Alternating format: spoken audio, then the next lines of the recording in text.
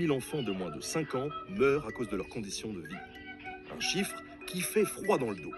Mais s'il n'y avait que ça, en 2019, un enfant sur 5 est privé d'éducation, lorsque des milliers d'autres vivent en zone de guerre et doivent parfois quitter seuls leur pays pour espérer survivre.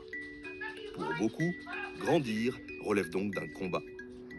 On estime qu'il y a 2,2 milliards d'enfants dans le monde. Mais être un enfant, qu'est-ce que ça veut dire? Eh bien déjà, c'est avoir au moins 18 ans. Mais vous vous en doutez, ça ne s'arrête pas là. Être un enfant, c'est avoir des besoins spécifiques, qui demandent bien entendu des droits particuliers. Des droits réunis dans la Convention internationale des droits de l'enfant, ou CIDE pour faire plus simple. Mais ce texte n'est pas apparu comme par magie du jour au lendemain. La CIDE est issue d'un long processus et de combats pour faire valoir les droits des enfants partout dans le monde. Et tout ça s'est fait en 4 grosses étapes. Tout commence au 19e siècle, lorsque les premières lois sur le travail des enfants dans les pays occidentaux font leur apparition. À cette époque, il n'est pas rare que les plus jeunes d'entre nous travaillent jusqu'à 12 heures par jour. En 1924, avec la déclaration de Genève, la communauté internationale reconnaît pour la toute première fois les droits spécifiques des enfants. Un texte très court de 5 articles, mais qui constitue le socle de base des droits de l'enfant, sans discrimination. En 1959, 11 ans après l'adoption de la Déclaration universelle des droits de l'homme, l'Assemblée générale des Nations unies adopte la Déclaration des droits de l'enfant. Un texte qui énonce en 10 points les principes contribuant à une enfance heureuse. En 1966 est signé le Pacte international relatif aux droits civils et politiques des Nations unies. Un texte qui est certes général, mais qui a d'importantes répercussions sur les droits de l'enfant, comme le droit à la protection contre l'exploitation économique, le droit à l'éducation et à la santé, ou encore le droit à un nom et à une nationalité. C'est enfin le 20 novembre 1989 que la CIDE voit le jour.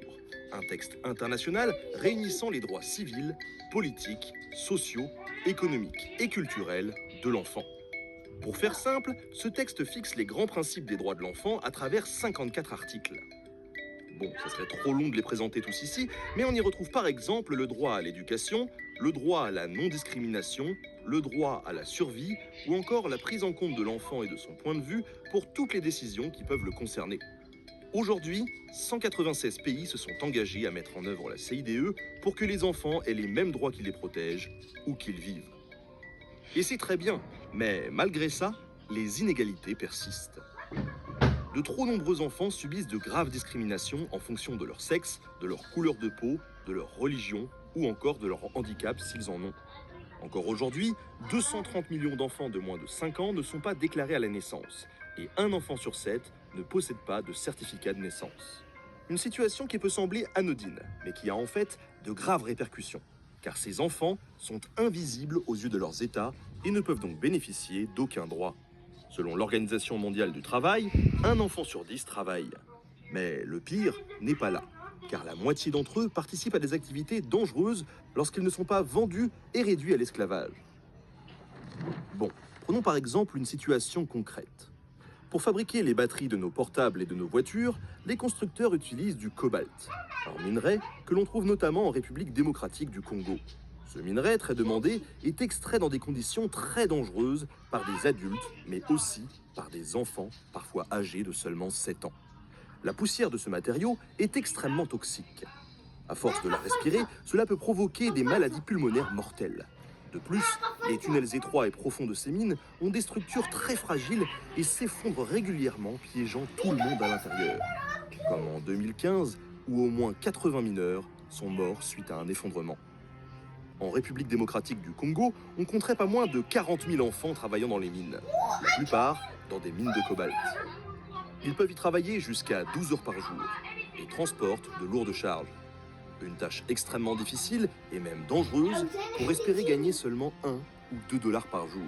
Ce minerai est ensuite transformé en composants et vendu à de grandes entreprises du secteur de la technologie et de l'automobile, comme Microsoft, Samsung, Sony, Daimler ou encore Volkswagen. Et en France alors, comment ça se passe?